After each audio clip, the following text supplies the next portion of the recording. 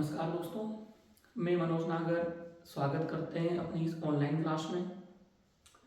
दोस्तों, आज अपन बात करने वाले हैं केमिस्ट्री के बारे में। जैसा कि अपन सब जानते हैं कि केमिस्ट्री में जो सबसे पहले शुरुआत जो होती है वो होती है पदार्थ नाम के टॉपिक से। लेकिन पदार्थ अपन 10th क्लास में ही पढ़ लिया जाता है। तो एक छोटी सी जानकारी पदार्थ के बारे में कि पदार्थ की जो मूल अवस्था होती है वो मूल अवस्था अपन कितनी मानते हैं? 3। इसे बोलते हैं अपन मूल अवस्था, मूल अवस्था या मुख्य अवस्था। जबकि पदार्थ की जो कुल अवस्था होती है वो कुल अवस्था अपन कितनी मानते हैं? 5 कुल अवस्था।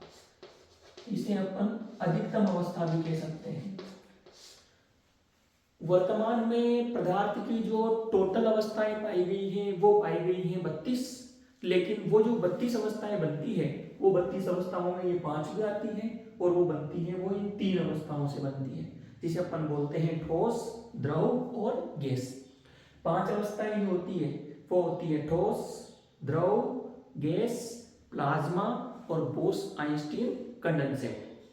प्लाज्मा और बोस-आइंस्टीन कंडेंसेट भी इन्हीं 2 अवस्थाओं में से मिलकर के बनी हुई है। इसीलिए मुख्य अवस्थाओं में केवल कितने का नाम आता है? 3 अवस्थाओं का नाम आता है।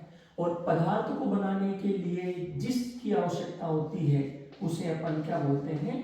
परमाणु। अर्थात पदार्थ किससे मिलकर के बना हुआ होता है? परमाणु से। अब 10th क्लास के बाद में आने पर अपने को जो डिटेल से पढ़ना पड़ता है वो पढ़ना पड़ता है परमाणु। तो आज अपनी पहली क्लास में अपन बात करेंगे परमाणु के बारे में। परमाणु होता कैसा है, परमाणु की संरचना कैसी है और परमाणु के बारे में कौन कौन से वैज्ञानिक ने बताया। तो आज अपन बात करेंगे अपने सबसे पहले टॉपिक के बारे में जिसका नाम है परमाणु। इंग्लिश में बोले तो एटम। देखिए दोस्तों, परमाणु के बारे में सबसे पहले स्टार्टिंग में जो बताया था वो बताया था महर्षि कणाद ने। पदार्थ सबसे छोटे कण से मिलकर के बना हुआ होता है। ये जो स्टेटमेंट था ये स्टेटमेंट किसका था? महर्षि कणाद का। किंतु महर्षि कणाद ने उन कण का नाम परमाणु नहीं बोला था, इसीलिए परमाणु शब्द के बारे में जब नाम आता है तो महर्षि कणाद का नाम नहीं लिया जाता। उस सूक्ष्म कण को परमाणु नाम बोलने वाले जो वैज्ञानिक थे उनका नाम था जॉन डॉल्टन। तो परमाणु शब्द के बारे में सबसे पहले जो नाम आता है वो किसका आता है? जॉन डॉल्टन का। तो परमाणु की खोज जो करी है, परमाणु की खोज वो किसने करी है? जॉन डॉल्टन ने। और परमाणु की खोज जॉन डॉल्टन ने कब करी है? तो करी है वो 1808 में। अब देखिए दोस्तों, जॉन डॉल्टन ने जब स्टार्टिंग में परमाणु के बारे में बोला तो परमाणु के बारे में बोला गया कि पदार्थ का सबसे छोटा कण, पदार्थ का सबसे छोटा कण जो अविभाज्य होता है अर्थात जिसे विभाजित नहीं किया जा सकता उसे क्या बोलते हैं? परमाणु। किंतु ये कथन किसका था? जॉन डॉल्टन का। कुछ समय तक तो ये थ्योरी चलती रही, किंतु जब आगे जाकर के पता लगा कि परमाणु को विभाजित किया जा सकता है, वहीं से ही जॉन डॉल्टन की ये थ्योरी फेल हो गई। और परमाणु को जब आगे और अपन विभाजित करते हैं तो इसके अंदर से 3 कण निकल करके आते हैं और उन 3 कणों का नाम है इलेक्ट्रॉन, प्रोटॉन और न्यूट्रॉन। वहां जाकर के पता लगा कि परमाणु की संरचना जो होती है वो परमाणु की संरचना कैसी होती है? गोलाकार। परमाणु की संरचना कैसी होती है? गोलाकार। तो परमाणु की संरचना कैसी होती है? गोलाकार। परमाणु की खोज किसने करी? जॉन डॉल्टन ने। कब करी? 1808 में।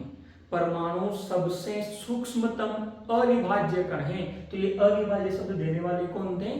John Dalton. किंतु ये बात सही नहीं है, अर्थात परमाणु अविभाज्य नहीं है, परमाणु को विभाजित किया जा सकता है। और जब अपन परमाणु को विभाजित करेंगे तो परमाणु में से अपने को कितने कण मिलेंगे? तो परमाणु में से कण मिलेंगे 3, इलेक्ट्रॉन, प्रोटॉन और न्यूट्रॉन। और परमाणु की संरचना कैसी होती है? गोलाकार। तो गोलाकार संरचना होने की वजह से हम परमाणु को दो भागों में विभाजित करते हैं, जिसमें से एक भाग को बोलते हैं अपन बाह्य भाग। इस बाह्य भाग को अपन बाहरी भाग भी बोल सकते हैं और एक भाग को बोलते हैं अपन आंतरिक भाग, और इस आंतरिक भाग को अपन केंद्रीय भाग भी कह सकते हैं। केंद्रीय भाग। तो परमाणु के कितने भाग हो गए? दो भाग, बाह्य भाग और आंतरिक भाग। बाह्य भाग के अंदर होती है कक्षा, कक्षा के अंदर होता है उपकोष, उपकोष के अंदर होता है कक्षक, और कक्षक के अंदर बैठा होता है इलेक्ट्रॉन। बाह्य भाग के अंदर कक्षा, कक्षा के अंदर उपकोष, उपकोष के अंदर कक्षक और कक्षक के अंदर इलेक्ट्रॉन। ऐसे ही आंतरिक भाग के अंदर होता है नाभिक, और नाभिक के अंदर बैठे होते हैं प्रोटॉन और न्यूट्रॉन। प्रोटॉन को प्रदर्शित करते हैं P+ से और न्यूट्रॉन को प्रदर्शित करते हैं N0 से, इलेक्ट्रॉन को प्रदर्शित करते हैं E- से। ये तो सामान्य सी बातें हैं जो अपने को 10th क्लास में सिखा दी जाती है। यहाँ तक की सामान्य सी जानकारी 10th क्लास के बच्चे को होती है। अब अपन आगे अगर इसमें और ऐड करना चाहें तो क्या ऐड कर सकते हैं? तो आगे देखिए, कक्षा को अपन कक्ष, कोश और ऊर्जा स्तर के नाम से भी जाना जाता है। कक्षा को अपन कक्ष, कोश या ऊर्जा स्तर के नाम से भी जानते हैं। उपकोष का और कक्षक का कोई दूसरा नाम नहीं है, केवल कक्षा के ही ये नाम है। कक्षा की खोज किसने करी है? तो कक्षा की खोज करी है नील्स बोर नाम के वैज्ञानिक ने। किसने करी है दोस्तों? नील्स बोहर नाम के वैज्ञानिक ने। कोई तो इसे नील्स बोहर कहते हैं, कोई इसे नील्स बोर बोलते हैं। उपकोष की जो खोज करी है वो उपकोष की खोज करी है सोमरफील्ड ने। उपकोष की खोज किसने करी है? सोमरफील्ड ने। कक्षक की खोज जो करी है वो कक्षक की खोज करी है श्रोडिंगर ने। कक्षक की खोज किसने करी है? श्रोडिंगर ने। और इलेक्ट्रॉन के तो आप सब लोग जानते हैं, इलेक्ट्रॉन की खोज किसने करी है? जे थॉमसन ने। इलेक्ट्रॉन की खोज जे थॉमसन ने।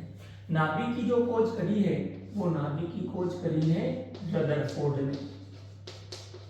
जिनको परमाणु समझाने में सबसे ज्यादा योगदान जिनको माना जाता है उन्हीं ने ही इनकी खोज करी है नाभिक की।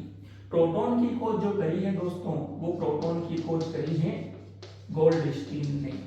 अगर अपन इनका पूरा नाम बोलना चाहें तो ई गोल्डस्टीन। और न्यूट्रॉन की खोज जो करी है वो करी है जेम्स चैडविक।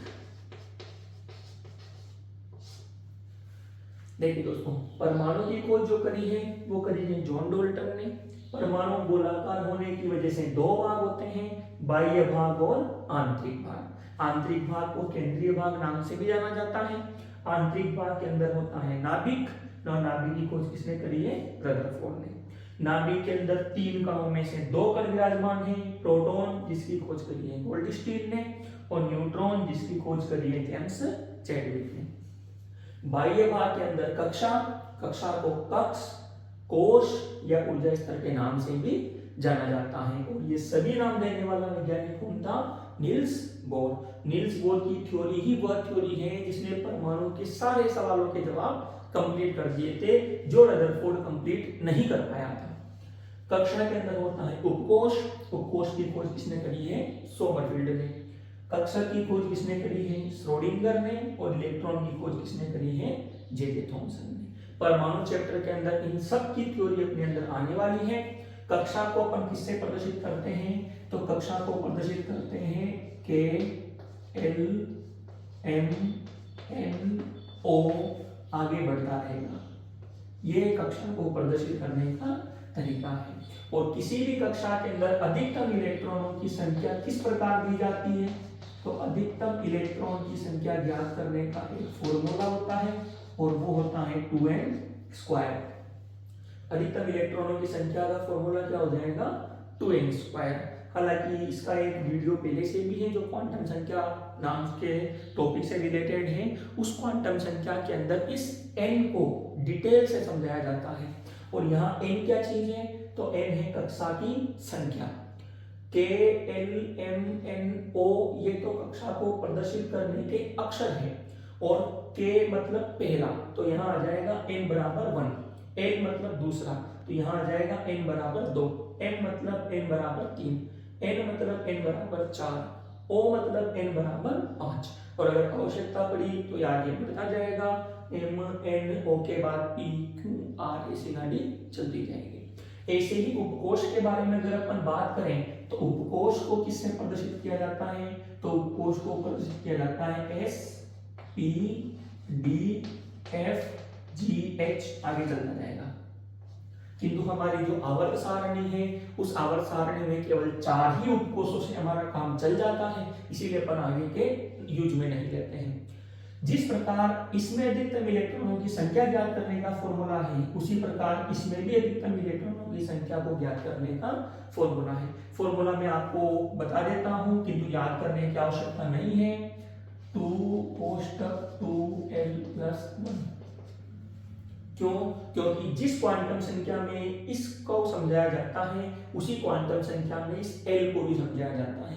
और जहां तक आपको ये l समझ में नहीं आएगा वहां तक आपको ये फॉर्मूला लगाने में दिक्कत होगी। इससे बढ़िया व्यवस्था है कि आप इनको डायरेक्ट याद करें, क्योंकि ये डायरेक्ट हमारे इलेक्ट्रॉनिक विन्यास में भी काम में आते हैं। और डायरेक्ट अगर अपन बात करें तो S उपकोष में अधिकतम इलेक्ट्रॉन कितने, तो 2, P में कितने 6, D में कितने 10, F में कितने 14, S में 2, P में 6, D में 10 और F में 14। अब अगर कोई सोचे कि सर अगर अपन F के बाद में G भी ले ले तो फिर इसमें इलेक्ट्रॉनों की संख्या कितनी आएगी, तो पहला तरीका तो है कि आप फॉर्मूले की सहायता से किसी के भी निकाले जा सकते हैं। और दूसरा तरीका कि सर हमारे को तो फॉर्मूला पता ही नहीं है तो फिर हम डायरेक्ट किस प्रकार निकालेंगे। तो जैसे ही आप इन संख्याओं के सिस्टम को ध्यान से देखेंगे तो 2 के बाद 6 मतलब कितने का गेप आ गया 4 का, 6 के बाद 10 फिर 4 का, 10 के बाद 14 फिर 4 का, तो 14 के बाद 4 का तो कितना हो जाएगा 18। इस प्रकार आप बाकियों का भी निकाल सकते हैं। उपकक्षक को लिखने का कोई अंग्रेजी का अक्षर नहीं होता है, इसे एक डिब्बे की सहायता से प्रदर्शित किया जाता है। और इस कक्षक में अधिकतम इलेक्ट्रॉन केवल कितने आ सकते हैं 2। कक्षक में अधिकतम इलेक्ट्रॉन कितने आ सकते हैं 2। और जिसकी संख्या निश्चित होती है उसको निकालने का कोई फॉर्मूला नहीं होता है। इसीलिए कक्षा और उपकोष में इलेक्ट्रॉनों की संख्या निकालने का फॉर्मूला है किंतु कक्षक में इलेक्ट्रॉन की संख्या निकालने का फॉर्मूला नहीं है। अब अपन और यहाँ पर ध्यान देने वाली बात यह है दोस्तों कि जब भी हम उपकोष और कक्षक को प्रदर्शित करते हैं तो हम हमेशा अंग्रेजी के अक्षरों का उपयोग करते हैं। ये याद रखिएगा कि उपकोष को हमेशा स्मॉल लेटर में लिखा जाता है और कक्षा को हमेशा कैपिटल लेटर में लिखा जाता है। इनकी आवश्यकता थोड़ी कम पड़ती है और इनकी आवश्यकता थोड़ी ज्यादा पड़ती है। आगे अपन बात करें इलेक्ट्रॉन के बारे में तो इलेक्ट्रॉन की खोज किसने करी है जे थॉमसन ने। और अपन क्या बात कर सकते हैं दोस्तों, तो इलेक्ट्रॉन का द्रव्यमान, और इलेक्ट्रॉन का द्रव्यमान कितना होता है तो 9.8 इंटू 10⁻³ किलोग्राम। 9.8 इंटू 10⁻³ किलोग्राम, ये किसका द्रव्यमान है इलेक्ट्रॉन का। यहां पर एक दूसरा नाम और आता है आवेश का। और इलेक्ट्रॉन का आवेश कितना होता है तो उससे पहले कि आवेश होता क्या है, तो आवेश के अंदर आते हैं प्लस का चिन्ह और माइनस का चिन्ह, और ये हमेशा आते हैं अंग्रेजी के अक्षर के ऊपर की साइड पर। जिस प्रकार इसमें लिखा हुआ है माइनस, प्रोटॉन में लिखा हुआ है प्लस और न्यूट्रॉन में लिखा हुआ है 0, अर्थात न्यूट्रॉन के ऊपर कोई आवेश नहीं है किंतु प्रोटॉन और न्यूट्रॉन पर आवेश है। माइनस को बोलते हैं ऋणात्मक आवेश या ऋणावेश और प्रोटॉन को बोलते हैं धनात्मक आवेश या धनावेश। लेकिन अगर अपन आवेश की वैल्यू पता करें तो ये हो जाएगी 1.6 इंटू 10⁻⁻⁹। सी का मतलब इसका मात्रक जो होता है कूलम। 1.6 into 10⁻⁻⁹ coulomb. इसी प्रकार आवेश प्रोटॉन में भी है, तो यही आवेश की वैल्यू यहां भी पुट कर दी जाएगी और ये हो जाएगी 1.6 इंटू 10⁻⁻⁹ कूलम। लेकिन आवेश में एक बात ध्यान देने योग्य है दोस्तों कि जब भी हम आवेश लिखते हैं तो आवेश कभी भी बिना साइन के नहीं आता है। अर्थात आवेश के अंदर माइनस होगा तो माइनस आपको प्रदर्शित करना पड़ेगा और प्लस होगा तो प्लस आपको भी प्रदर्शित करना पड़ेगा। हालांकि यहाँ पर गणित का नियम लग जाता है कि जिस संख्या के आगे कोई साइन नहीं होता वहां ऑलरेडी क्या जाता है प्लस। लेकिन आप केमिस्ट्री की आदत को लेके चले, प्लस हो तो प्लस लगाए और माइनस हो तो माइनस लगाए। प्रोटॉन के द्रव्यमान की बात करें तो प्रोटॉन का द्रव्यमान होता है दोस्तों 1.672 इंटू 10⁻⁻27 किलोग्राम। 1.672 into 10⁻⁻27 kilogram. यदि हमने प्रोटॉन का द्रव्यमान सही प्रकार से लिख लिया है तो न्यूट्रॉन का द्रव्यमान लिखने में हमें ज्यादा परेशानी नहीं होगी, क्योंकि जो ऊपर का द्रव्यमान ही उसी प्रकार का द्रव्यमान नीचे की साइड पर आएगा। बस आपको करना क्या है, जहां 2 है वहां 2 की जगह हटा के 5 लिख देना है और सेम संख्या वापस लिख देनी है। तो नया द्रव्यमान हो जाएगा 1.675 इंटू 10⁻⁻27 किलोग्राम। आवेश की अगर अपन बात करें तो क्या आवेश में अपने वही संख्या आएगी क्या? तो यही नंबर, यही संख्या कब आती, जब यहाँ पर या तो प्लस होता या माइनस होता। किंतु यहाँ पर कोई आवेश नहीं है, इसीलिए आवेश का मान कितना हो जाएगा दोस्तों, 0। और इसी शून्य को हम उदासीन भी कहते हैं। तो न्यूट्रॉन एक प्रकार का उदासीन कण है, क्योंकि इसके ऊपर आवेश कितना होता है, 0। प्रोटॉन पर मिलने वाला एकमात्र धनावेशित कण कौन सा है, प्रोटॉन। परमाणु में मिलने वाला एकमात्र ऋणावेशित कण कौन सा है, इलेक्ट्रॉन। इलेक्ट्रॉन की खोज किसने करी, जे थॉमसन ने। प्रोटॉन की किसने करी, गोल्डस्टीन ने। और न्यूट्रॉन की किसने करी, जेम्स चैडविक ने।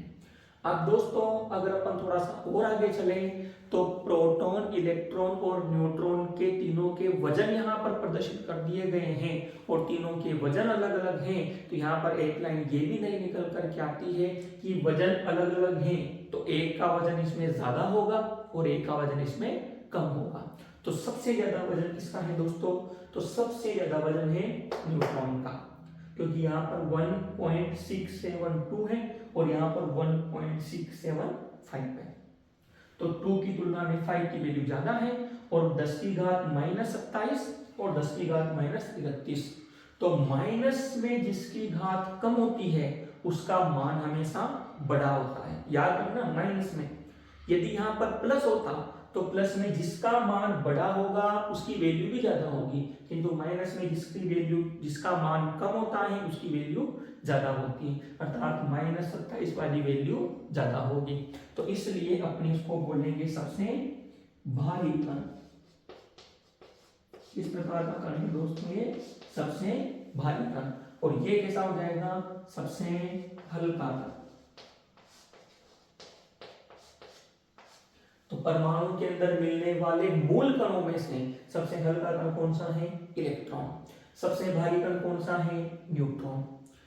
नाभिक की अगर अपन बात करें तो वैसे तो नाभिक को अपन आगे जाके डिटेल में पढ़ने वाले हैं, क्योंकि रदरफोर्ड का एक सिद्धांत यहाँ पर निकल करके आता है, इसको डिटेल में नाभिक के द्वारा समझाया गया है। किंतु जब अपन यहाँ पर सबके बारे में बोल रहे हैं तो नाभिक के बारे में इतना सा बोल सकते हैं कि नाभिक की खोज किसने करी, रदरफोर्ड ने। ये आप और बोल सकते हैं कि कौन से प्रयोग के द्वारा करी, तो आप यहाँ पर लिख सकते हैं स्वर्ण पत्र पर एल्फा कण प्रकीर्णन प्रयोग के द्वारा। किस प्रयोग के द्वारा करी, स्वर्ण पत्र पर एल्फा कण प्रकीर्णन प्रयोग के द्वारा, जो 1911 में स्टार्टिंग किया गया था। ये परमाणु के बारे में एक सामान्य सी जानकारी है। यहाँ पर अगर आप जानकारी के लिए कुछ और ऐड करना चाहें तो आप ये कर सकते हैं कि क्या परमाणु में केवल 3 ही कण मिलते हैं क्या? इलेक्ट्रॉन, प्रोटॉन, न्यूट्रॉन के अलावा भी कुछ होता है क्या? तो यस, परमाणु के अंदर इलेक्ट्रॉन, प्रोटॉन और न्यूट्रॉन के अलावा बहुत से कण मिलते हैं। आप एक को स्पेशल याद रखेंगे जिसका नाम है पॉजिट्रॉन। पॉजिट्रॉन, और पॉजिट्रॉन को किससे प्रदर्शित किया जाता है? E+ से। ये याद रखने योग्य है और इंपॉर्टेंट है, क्योंकि जब भी परमाणु से रिलेटेड किसी प्रश्न के ऑप्शन में इलेक्ट्रॉन, प्रोटॉन और न्यूट्रॉन आता है, वहां पर चौथा ऑप्शन हमेशा पॉजिट्रॉन आता है। अब पॉजिट्रॉन के बारे में बात करें तो सर पॉजिट्रॉन की खोज किसने करी है? तो पॉजिट्रॉन की खोज करी है एंडरसन ने। पॉजिट्रॉन की शक्ल है E, तो इसका जो द्रव्यमान हो जाएगा वो हो जाएगा E की शक्ल का, अर्थात इलेक्ट्रॉन के समान। किंतु पॉजिट्रॉन के ऊपर आवेश है प्लस, और प्लस आवेश किसका है दोस्तों? प्रोटॉन का। तो प्रोटॉन और इलेक्ट्रॉन दोनों का मिला जुला रूप कौन है दोस्तों? पॉजिट्रॉन, क्योंकि द्रव्यमान तो मैच करता है इलेक्ट्रॉन से और आवेश मैच करता है प्रोटॉन से। पॉजिट्रॉन के अलावा परमाणु के अंदर मेसोन, बोसोन, हिग्स बोसोन, पाई मेसोन आदि कण भी पाए जाते हैं, किंतु उनकी वैल्यू ज्यादा नहीं है, इसीलिए आपको उसमें इतना ध्यान देने योग्य बातों की आवश्यकता नहीं है। थोड़ा सा और अगर अपन आगे चले दोस्तों, तो परमाणु की संरचना कैसी बताई गई है? गोलाकार। और परमाणु की संरचना अगर गोलाकार है तो जाहिर सी बात है दोस्तों, गोलाकार चीज का हमेशा क्या बोला जाता है? त्रिज्या। गोलाकार चीज की हमेशा क्या होती है? त्रिज्या। तो परमाणु गोलाकार है तो परमाणु की भी क्या होगी? त्रिज्या। नाभिक भी गोलाकार है, किंतु नाभिक के बारे में तो आगे अपन बात करने वाले हैं, लेकिन परमाणु के बारे में आपको बोलना आवश्यक है। तो नाभिक गोलाकार है तो नाभिक की भी क्या होगी दोस्तों? त्रिज्या। तो यहाँ पर 2 नए पॉइंट और निकल कर के आते हैं कि नाभिक का आकार मतलब साइज कितना होता है और परमाणु का आकार मतलब साइज कितना होता है। तो यहाँ पर अगर अपन बात करें तो नाभिक का जो आकार होता है वो होता है 10⁻⁻15 मीटर, और 10⁻⁻15 मीटर को अपन एक फर्मी बोलते हैं, जबकि परमाणु का जो आकार होता है वो होता है 10⁻⁻10 मीटर, और 10⁻⁻10 मीटर को अपन एक एंगस्ट्रॉम भी बोलते हैं। तो ये तो परमाणु के बारे में एक सामान्य सी जानकारी है, बाकी हर पाठ को आप डिटेल से थ्योरी के रूप में पढ़ने वाले हैं। ये रहा आपके परमाणु का एक लेक्चर। अगर वीडियो पसंद आया हो तो वीडियो को लाइक करें, चैनल को शेयर करें और वीडियो को आगे सब्सक्राइब करें। Thank you.